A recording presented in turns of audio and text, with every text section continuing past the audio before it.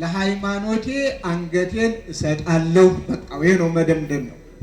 ግን ዛሬ አንገት የሚል ሳይመጣ በልዩ ልዩ ነገሮች ነው ሃይማኖታችንን እየለወጥን ያለ ነው ማለት ይቻላል። ሃይማኖት በጊዜያዊ ነገር አይለወጥምና በሃይማኖት እንጽና። ለምን እስከሚወርሰኝ እጠብቃለሁ? መጀመሪያ እዚህ ውስጥ ገንዘቡን አስቡ። የሰው ልጆች ትልቁ የማታለያ፣ የመማረኪያ፣ የማስኮብለያ፣ የማስገደያ፣ የንጹህ ደም ማስፈሰሻው አንዱ ነው ቤተ እግዚአብሔርን የነገር ቦታ አለማድረግ። አሁን ቤተ እግዚአብሔርን ቤተ መቅደስን የነገር ቦታ ማድረግ። ውጭ ላይ ተስማምቶ የሚኖረው ቤተ ክርስቲያን ሲሄድ ይጣላል። ባሪያ አይሉት ዘፈን፣ የተቀላቀለ ነገር፣ ማሸብሸብ አይሉት እስክስታ፣ ቅጡን ያጣ ነገር እየታየ ነው። ባልቴት ሽማግሌዎች ያለ ሰቀቀን እግዚአብሔርን እየለመኑ እያስታረቁ እየጸለዩ ሀገርን አገልግለዋልና በክብር እንዲኖሩ ከስደት ከመፈናቀል ከረሃብ ከችግር ሁሉም ነፃ እንዲሆን ዋይታ መርዶ እንዳንሰማ እግዚአብሔር በቸርነቱ እንዲጎበኘን እግዚአብሔርን እንለምነው። ስለ ሰላማችን ሲኖር ዘንድ የፈቀደ በሞት መንገድ የሚሄዱትን ሁሉ ወደ ሕይወት ይመልሳቸው፣ በክፉ ስራ የሚመላለሱትንም ሁሉ ለንስሐ ያብቃቸው። በስመ አብ ወወልድ ወመንፈስ ቅዱስ አሐዱ አምላክ አሜን። እንኳን ለሊቀ መላእክት ለቅዱስ ሚካኤል በዓለ ንግሥ አደረሳችሁ። እግዚአብሔር ከሁላችሁ ጋር ይሁን። እግዚአብሔር ይጠብቃችሁ።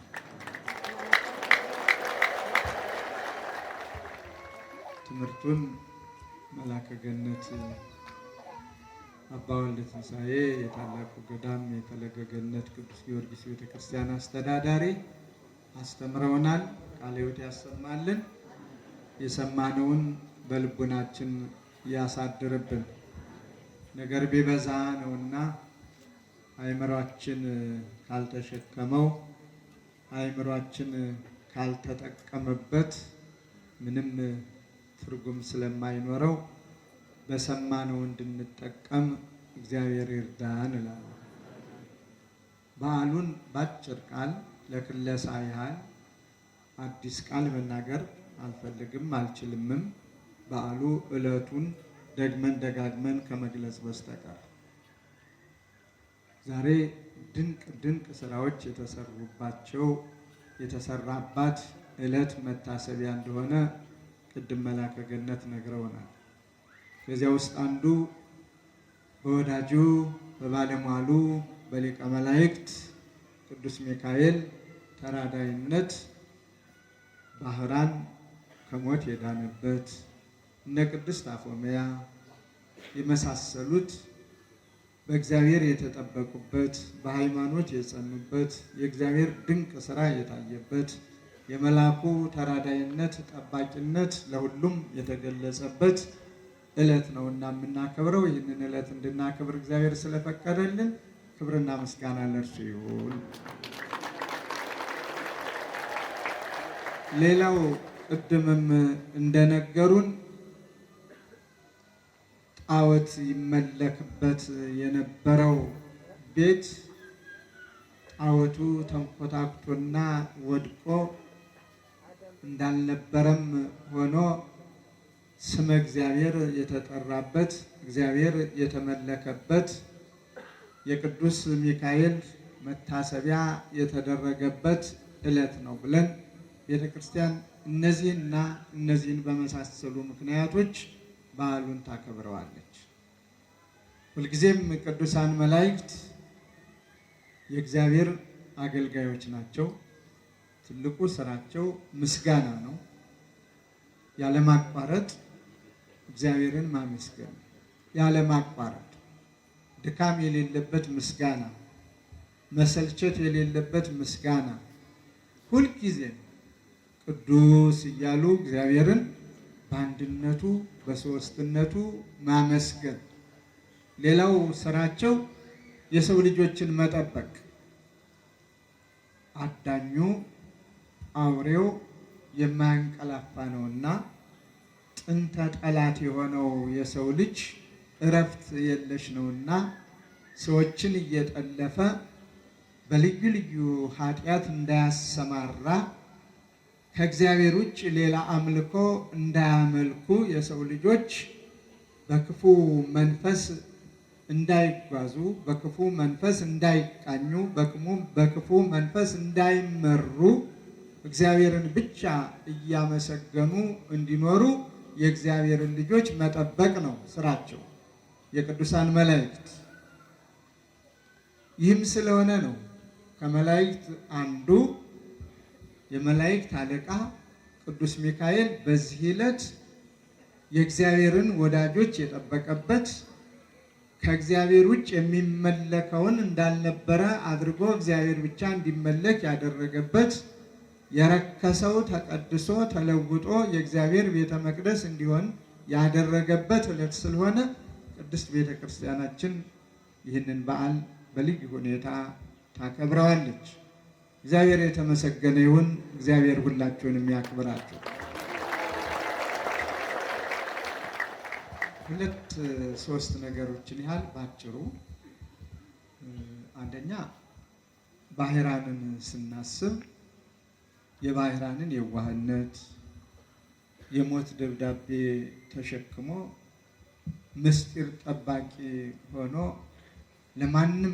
ለማን በመንገድ እንዳታሳይ የተባለውን አደራ ተቀብሎ ረጅሙን ጉዞ በእግሩ መሄዱን እናያለን። ታሪኩ ተተርኮልናል። ሰዓትም የለንም፣ ወደዚህ ብዙ አልገባም። ቢገባው ኑሮ ይህንን የተናገረው ተላላፊ ሰው አይደለም። ይህንን የተናገረው የእግዚአብሔር መልአክ ነው።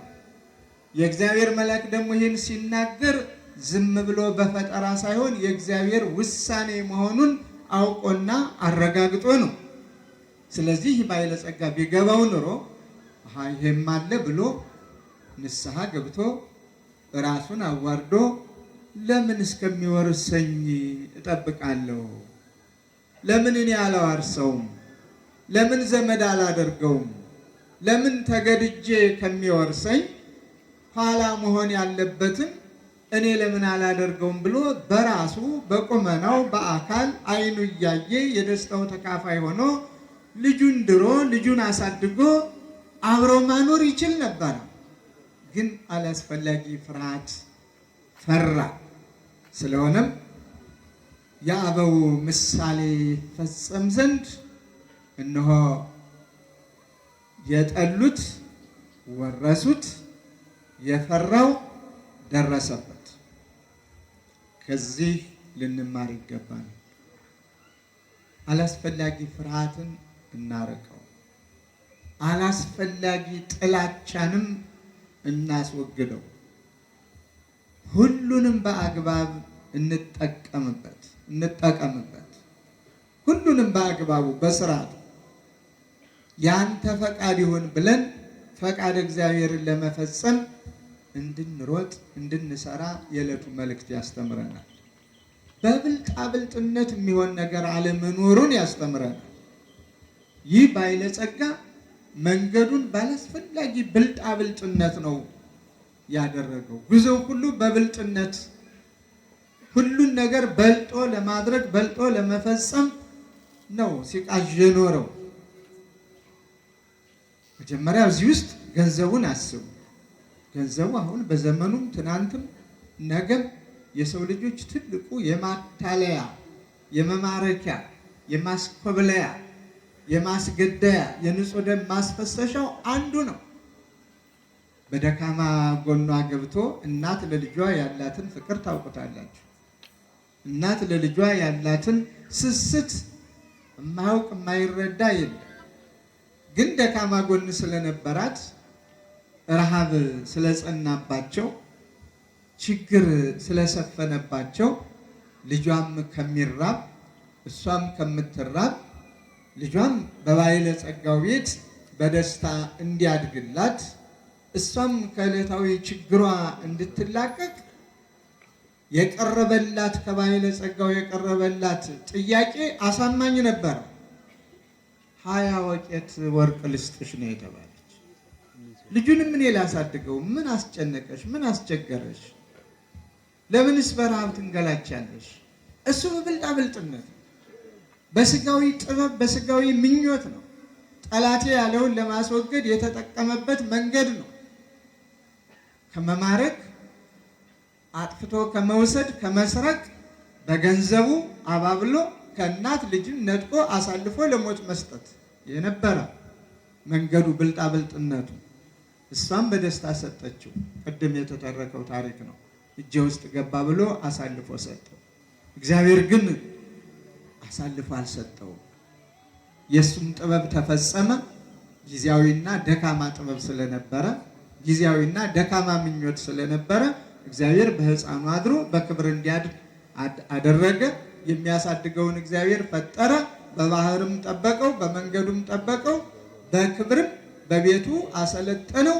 አልፎ ተርፎም ካህን ሆኖ እግዚአብሔርን እያመሰገነ እየቀደሰ እያከበረ ምዕመናንን እየመገበ እያስተማረ ሊቀ መላእክት ቅዱስ ሚካኤልንም እያመሰገነ በአማላጅነቱ በተራዳይነቱ እየተማጸነ በባለሟልነት ኖረ ነው የሚለው። ስለዚህ የጠላው ባለጸጋው ደርሶበታል፣ የጠላው ወርሶታል፣ የፈራውም ደርሶበታል።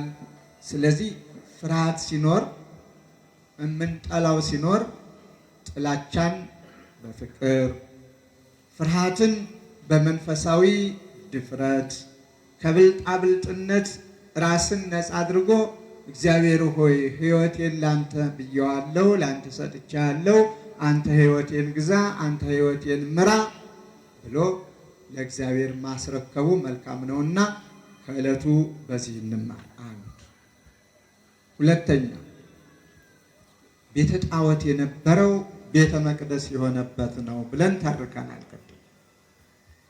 ቤተ መቅደስ የሆነበት ቤተ መቅደስ ስንል ሁልጊዜ ህንፃውን ብቻ እንውሰድ።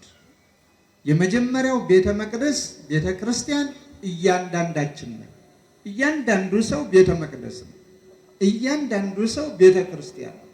የመጀመሪያው የእግዚአብሔር ማደሪያ በንጹህ ደሙ የተዋጀ ከሥላሴ ልጅነት አግኝቶ የተቀደሰ የከበረ ቤተ መቅደስ ነው። ስለዚህ በቤተ መቅደስ ሰውነታችን ውስጥ ህንፃውን ብቻ ነው እንደ ጣዖት የመጀመሪያው ቤተ መቅደስ ቤተ ክርስቲያን መናድ እያንዳንዳችን ነው። ጣዖት ሆኖ የሚገዛንን ሁሉ አንዱ የስስት ጣዖት በህይወቱ ሰልጥኖ ሊሆን ይችላል። ሌላው የዝሙት ጣዖት ነግሶበት ሊሆን ይችላል። ሌላው የግድያ ጣዖት ነግሶበት ሊሆን ይችላል። ሌላው የነገር ጣዖት ሰልጥኖበት ሊሆን ይችላል። እያንዳንዱ የተለያየ ጠባይ። ሌላው የስርቆት፣ የቅሚያ፣ የዝርፊያ እነዚህንና እነዚህን የመሰሉ በቤተ መቅደስ ሰውነታችን መሰልጠን የማይገባቸው ነገሮች እንዳይሰለጥኑ ተግቶ ወደ እግዚአብሔር መጮህ በጾም በጸሎት በስግደት ራስን ለእግዚአብሔር ማስገዛት ደካሞች ነንና ለድካማችን ኃይል፣ ጉልበት፣ ብርታት የሚሆኑ ጸሎታችንን ወደ እግዚአብሔር የሚያሳርጉ የሚረዱንን ቅዱሳን መላእክትን እነ ቅዱስ ሚካኤልን በተራዳይነት መማፀን በአማላጅነት ቀርቦ መለመን የእያንዳንዳችን ድርሻ ይሆናል። ሁለተኛው ቤተ መቅደስ እግዚአብሔር ፈቅዶ በእኛ እጆች የተሰሩ ቤተ መቅደስ ከህንፃ የተሰራው ማለት ነው። እሱም የእግዚአብሔር ቤተ መቅደስ ነውና ስንገባ ስንወጣም የተጣላ እየታረቀ የበደለ እየካሰ የራቀ እየቀረበ ይህ የእግዚአብሔር ማደሪያው ልጅነት የሚገኝበት ሥጋው ደግሞ የምንቀበልበት ቅዱሳን መላእክት ቅዱሳን የእግዚአብሔር ባለሟሎች እንደምናየው ቅጠል ረግፈው እንዳሸዋ በራሳቸው እዚህ ወድቀው ተነጥፈው እግዚአብሔርን የሚያገለግሉበት ስለሆነ በፍቅርና በሰላም መመላለስ ቤተ እግዚአብሔርን የነገር ቦታ አለማድረግ። አሁን ቤተ እግዚአብሔርን ቤተ መቅደስን የነገር ቦታ ማድረግ። ውጭ ላይ ተስማምቶ የሚኖረው ቤተ ክርስቲያን ሲሄድ ይጣላል። ውጭ ላይ ልሙትልህ እየተባባሉ የሚገባበዙ ሰዎች ቤተ መቅደስ ሲገቡ አለይሽ አለይህ ይባባላሉ። ይሄ ማለት ሌላ ጣዖት ማሰልጠን ማለት ነው። ስለዚህ ከእንደዚህ አይነቱ ደዌ በሽታ ተላቆ እንደ መላእክቱ እግዚአብሔርን ቅዱስ እያልን የምናመሰግንበት ንስሐ በመግባት የእግዚአብሔር መሆናችንን የምናረጋግጥበት ሕሙማን የሚፈወሱበት ልጅነት ያላገኙ ልጅነት የሚያገኙበት ቤተ መቅደስ ስለሆነ ልናከብረው ልንጠነቀቅ ይገባል። ገና ስንመጣ ወደዚህ ይቅርታ በመጠያየቅ የበደሉንንም ይቅር በማለት የበደልናቸውን ብቻ ሳይሆን፣ ስለዚህ ዛሬ የሚያየነው ይሄንን ነው። ሌላው አፎምያን ባጭሩ እንመልከት። ሰይጣን ምን አይነት ረቂቅ መንገድ እንዳለው፣ ምን አይነት ረቂቅ ሀሳብ እንዳለው ጽኗን የሆኑትን የእግዚአብሔርን ባለሟሎች የእግዚአብሔርን ልጆች የእግዚአብሔር ሳይሆን የእግዚአብሔር መስሎ በተለያየ መልኩ ይህ ሰው ሊቀበለኝ የሚችል አረጋዊ ሆኜ ብቀርበው ነው፣ ወጣት ሆኜ ብቀርበው ነው፣ መነኮስ ሆኜ ብቀርበው ነው፣ ካህን ሆኜ ብቀርበው ነው፣ ወታደር ሆኜ ብቀርበው ነው በመሰለው ያ ሰው ይቀበለኛል ብሎ በሚያስበው አድሮ ሰውን እንዴት ለማሳሳት እንደሚጥር በአፎምያ ተመልክተነዋል። ስለዚህ በምንም ይሁን በምን ባላስፈላጊ ከንቱ ውዳሴ ባላስፈላጊ ስጋዊ ምኞትና ፍላጎት ተጠልፎ ላለመውደቅ እንደ ቅድስት አፎምያ በእምነት ጽናትን የእግዚአብሔርነትን ማረጋገጥ ተገቢ ነው። በዓሉን ስናከብር እነዚህንና እነዚህን የመሳሰሉትን እያሰብን ነው። ትምህርቱን በሰፊው ስላስተማሩን ደግሜ ብዙ ልላችሁ ሳይሆን ባጭሩ ግን እንደው ዝም ብሎ ላለመቀመጥ የተወሰኑ ቃላት ለማስተላለፍ ነውና ግዴላችሁ እንደ ባሕራን የዋህነትን እንደ አፎምያ በእምነት ጽናትን ከሰይጣናዊ ፈተና በቅዱስ ሚካኤልና በአጠቃላይ በመላእክቱ በቅዱሳኑ በጻድቃን ሰማዕታቱ አማላጅነት መጠበቅን ገንዘብ እናድርግ። እንደ ባለጸጋው ዝም ብሎ ባላስፈላጊ ስጋዊ ምኞትና ብልጣብልጥነት መሮጥን እንጸየፈው። እሱ የክርስቲያኖች ድርሻም አይደለም፣ የክርስቲያኖች ወግም አይደለም፣ የክርስቲያኖች ሕይወትም አይደለም።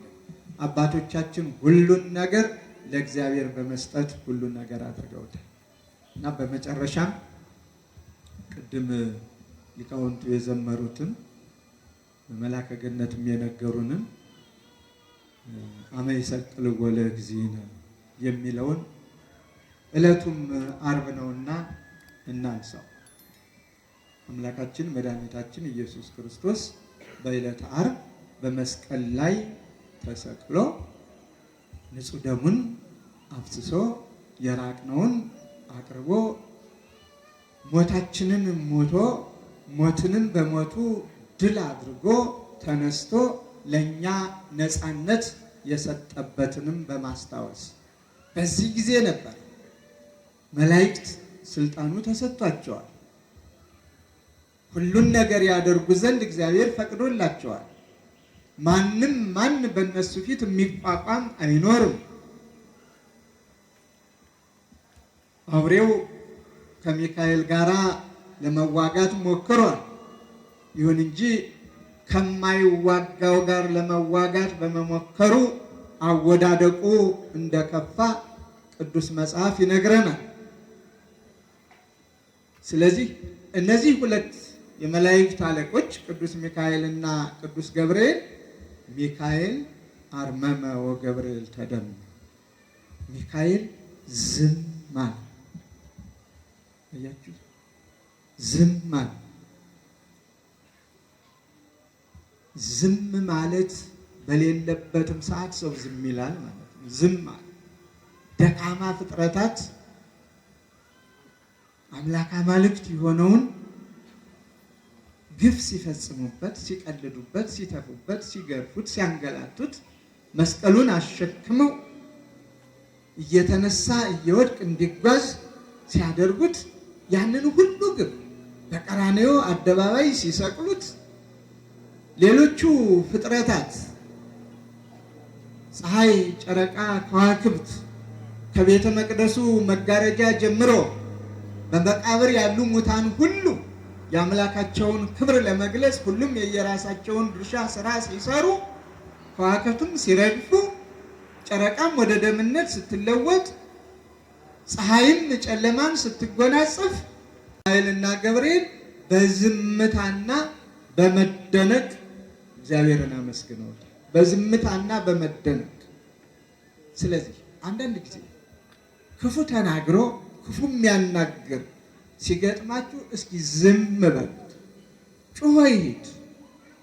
ክፉ ተናግሮ ክፉ የሚያናግር አንዳንድ ጊዜ ልንሰማው የማይገባንን ስንሰማም እስኪ በመደነቅ እንከታተለው። እንደ ቅዱስ ገብርኤል በመደነቅ እንዴት ሊሆን ይችላል? የማይሆን ሆኖ ነው የተደነቀው። የማይደረግ ተደርጎ ነው ዝም ያለው። ምክንያቱም አቅም እንደሌላቸው ያውቃል። ግን የእሱ ፈቃድ ነውና የባለቤቱ ሰውን ለማዳን የመረጠው ጥበቡ ነውና በዝምታ በማድነቅ ነገሩን አልፈውታል።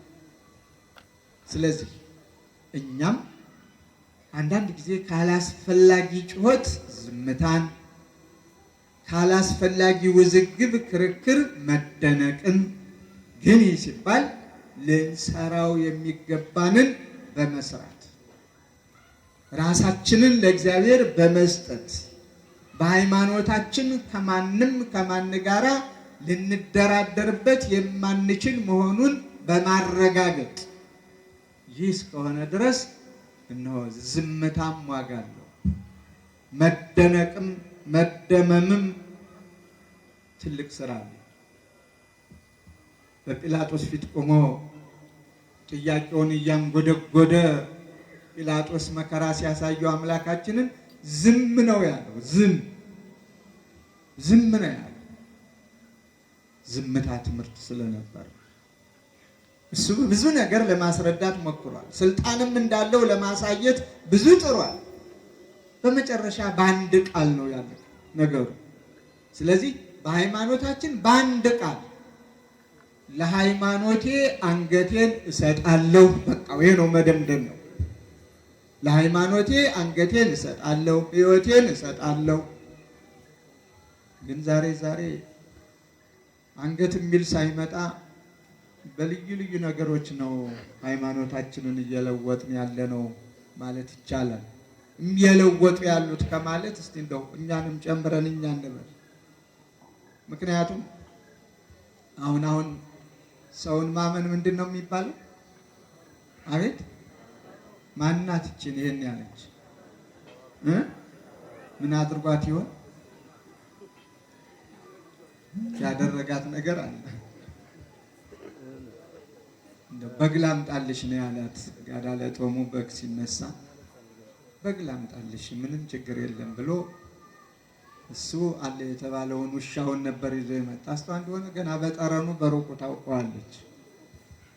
ስለዚህ እንደ በግ እያመናመነ ታቅፎ ይዞላት ሲመጣ እሷ ወደ ጉድጓዷ ጠጋ ብላ ሰው ማመን ቀብሮ ነው ወዳጅ የደናውን ብላ ወደ ጉድጓዷ ገባች። ስለዚህ አሁን በእምነቴ ጸንቻለሁ፣ በእምነቴ ከማንም ጋር አልደራደርም፣ እስከ መጨረሻው ድረስ እንደ አባቶቼ እኖራለሁ ብሎ የመጨረሻውን ማለፊያ ሳያዩ እንዲህ ነኝ ማለቱም ትርጉም የለሽ እየሆነ በብዙዎቹ እያየ ነው። ስለሆነ ሸብረክ የሚሉበት ጊዜ አለ። የት ይደርሳሉ የምንላቸው ሰዎች በትንንሽ ነገሮች ራሳቸውን ሲክዱ እንሰማለን፣ እናያለን፣ በትንንሽ ነገሮች። ስለዚህ ሃይማኖት በምድራዊ ነገር በጊዜያዊ ነገር አይለወጥምና በሃይማኖት እንጽና። ከሃይማኖት የሚያስወጡ ብዙ ነገሮች ተፈጥረዋል። ሃይማኖትን የሚያስክዱ የሚያስለውጡ ብዙ ነገሮች በዓለም ውስጥ ተፈጥረዋል። ስለዚህ በሃይማኖታችሁ ጽኑ፣ በሃይማኖታችን እንጽና፣ በሃይማኖታችሁ በርቱ፣ እስከ መጨረሻው ድረስ ራሳችሁን ለእግዚአብሔር ስጡ፣ የዓለም የኛ አይደለም ብላችሁ እመኑ፣ እንመን። የማያልፍ ሌላ ዓለም አለን ብለን እንመን። ጠላት ያለው የእግዚአብሔር ወዳጅ ስለነበረ እግዚአብሔር አሰለጠነው፣ የእሱን ሀብት የእሱን ንብረት አወረሰው፣ እሱን ደግሞ ነጠቀው፣ ወሰደው። ስለዚህ ከንቱ ድካም፣ ከንቱ ምኞት፣ ከንቱ ቅዠት፣ ከንቱ አስተሳሰብ ስለነበረ እሱም የለም ማለት ነው። ስለዚህ አስተሳሰባችን ሁሉ ከእግዚአብሔር ጋር እንደ እግዚአብሔር ፈቃድ ይሁን። በመጨረሻም ለሰላም እንሩጥ። ሰላሙን እንዲሰጠን አጥብቀን ወደ እግዚአብሔር እንጩህ። ሰላም ትልቅ ዋጋ አለው። ሰላሙን እግዚአብሔር ሊሰጠን በሚችልበት መንገዱ ይስጠን። በዚህ መንገድ ስጠን ብለን ለእግዚአብሔር አናስተምረውም፣ ለእግዚአብሔር አንነግረውም። ሰላምህን ስጠን ነው፣ ሰላምህን አብዛልን። ባልቴት ሽማግሌዎች ያለ ሰቀቀን እግዚአብሔርን እየለመኑ እያስታረቁ እየጸለዩ ሀገርን አገልግለዋልና በክብር እንዲኖሩ ከስደት ከመፈናቀል ከረሃብ ከችግር ሁሉም ነፃ እንዲሆን ዋይታ መርዶ እንዳንሰማ እግዚአብሔር በቸርነቱ እንዲጎበኘን እግዚአብሔርን እንለምነው። ስለ ሰላማችን፣ ስለ ቅድስት ቤተ ክርስቲያናችን፣ ስለ ሀገራችን፣ ስለ ዓለም ሁሉ። ክርስቲያን በጠበበ ነገር ብቻ አይደለም፣ ያልፋል። ከቤተሰብ ጀምሮ ዓለምን በሙሉ ቃኝቶ እግዚአብሔር የቸርነቱን ስራ እንዲሰራ እግዚአብሔርን ይለምናል። ስለዚህ ሊቀ መላእክት ቅዱስ ሚካኤል ረድኤት በረከት ይደርብን። ከሞት ወደ ሕይወት ባህራንን የረዳ በሕይወት ይኖር ዘንድ የፈቀደ በሞት መንገድ የሚሄዱትን ሁሉ ወደ ሕይወት ይመልሳቸው። በክፉ ስራ የሚመላለሱትንም ሁሉ ለንስሐ ያብቃቸው። በጎ ስራ እንዲሰሩ እግዚአብሔር ይርዳቸው። ሁልጊዜም ቅዱስ ሚካኤል በእግዚአብሔር ፊት የሚቆም የእግዚአብሔርን ቸርነት ወደ ሰው ልጆች የሰውን ልጆችን ጸሎት ወደ እግዚአብሔር የሚያደርስ ነውና አሁንም ጸሎታችንን ልመናችንን ይቀበለን፣ ከእግዚአብሔር ያስታርቀን። ከዚህ በተረፈ ሊቃውንቱ ሌሊቱም ሙሉ ከትናንትና ከዋዜማ ጀምሮ እጅግ ደስ በሚል ጣዕመ ዜማ እግዚአብሔርን ሲያመሰግኑ አድረዋል፣ አርፍደዋል። አሁንም ቅድም ሰንበት ትምህርት ቤት ወጣቶች ልጆቻችን በአባቶቻቸው እግር ተተክተው እነሆ መዝሙራችን ሁሉ ያሬዳዊ ሆኖ ደስ በሚል መልኩ እግዚአብሔርን አመስግነውታል።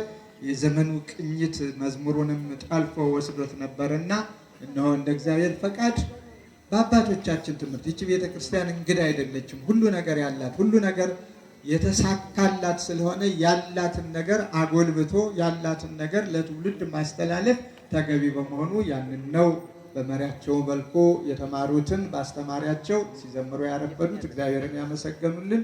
እግዚአብሔር ይስጥልን፣ እግዚአብሔር ይባርክልን። ሁላችሁም አሁን አምሮባችሁ ነው ያረፈዳችሁ። ቀሪውን ጊዜም እንደው አስቸኳይ እጅግ አስቸጋሪ ከአቅማችሁ በላይ የሆነ ነገር ካልገጠማችሁ በስተቀር አስቀድሳችሁ የቻላችሁ ቆርባችሁ፣ ያልቻላችሁ ደግሞ ጸበል ጠጥታችሁ ተባርካችሁ ብትሄዱ ክብራችሁ የበዛ ይሆናል። ይህንን ተጠቀሙበት። ሌላው አንድ መልእክት፣ አዲስ ነገር ሰማለሁ በቤተ ክርስቲያን ዙሪያ። ስርዓተ ማህሌቱ እዚህ ጋ ልዩ ደምቆ ሙቆ ይዘመራል። የግል ከበሮና የግል ደግሞ ይዞ አንድ ዛፍ ስር ሆኖ በለው ሲሉ ማደር አዳዲስ የተፈጠረ ነገር ነው። ይሄ ልክ አይደለም። ግድ የላችሁም። ቤተ ክርስቲያናችን ሁለንተናዋ የተወሰነ ያለ የሚኖር ለሌላ የሚተርፍ ስለሆነ አብራችሁ ከሊቃውንቱ ጋር ዘምሩ። ሲያጨበጭቡ አጨብጭቡ፣ እልል ሲሉ እልል በሉ። ዙሪያውን አድምቃችሁ በማህሌቱ ዙሪያ ሁኑ። ያ ነው ዝማሬው። የጋራ አምልኮ እንስጥ። አለበለዚያ ምን እንደሚባል እንኳ አይታወቅም። እንደ ወጣ ያለ ዝማሬ አይሉት ዘፈን የተቀላቀለ ነገር ምንድነው? ማሸብሸብ አይሉት እስክስታ፣ ቅጡን ያጣ ነገር እየታየ ነው። ቅጡን ያጣ ነገር። ይሄ ደግሞ ጥሩ አይደለም። ብቅ ብቅ ማለት ጀምሯል። በመድረኩ ደግሞ ሰንበት ተማሪዎች ሲዘምሩ አብሮ መዘመር፣ ሰባኪው ሲያስተምር መስማት፣ በእልልታ በጭብጨባ እግዚአብሔርን ማመስገን በምንችለው። ታቦት ሲወጣ ደግሞ አለ የታቦት ዑደት ጊዜ የጥንትም አብሮን የኖረ ለታቦት የሚዘፈኑ ዘፈኖች እናቶቻችን፣ አባቶቻችን፣ ሽማግሌዎች የታቦት ሆታ አለ አብሮ የኖረ ያሉ እሱንም በስርዓቱ በሕጉ ሳይቀላቀል። ግን አሁን አዲስ የተፈጠሩ ነገሮች ማደናቆሪያ ማደናገሪያ፣ ዓላማን የማሳሳት ቃለ እግዚአብሔሩም እንዳይሰማ የማድረግ አንዱ ቀስ ብሎ ጠላት ወዳጅ መስሎ ይዘረዋል። ያንን እንክርዳድ ያበቅልና የዋሁ ደግሞ በቤቱ ያሰለጥነዋል። ስለዚህ ከዚህ መቆጠብን እንዳትረሱ አደራ ነው የምለው። እግዚአብሔር የተመሰገነ ይሁን። እዚህ ሰዓት ያደረሰን የጠበቀን አምላካችን ክብርና ምስጋና ለእርሱ ይሁንልን። ሰላሙን ያብዛልን። አቡነ ዘበሰማያት አባታችን ሆይ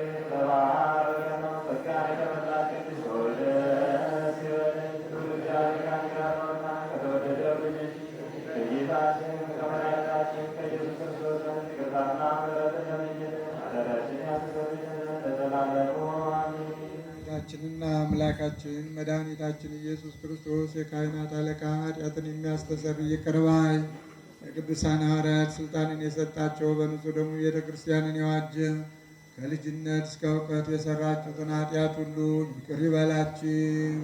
በዚህ የተሰበሰባችሁ አባቶች፣ ካህናት፣ ወንድሞች፣ ዲያቆናት ወንዶቹም ሴቶቹም ከኃጢአት የተፈታችሁ ንጹሐን ሁኑ።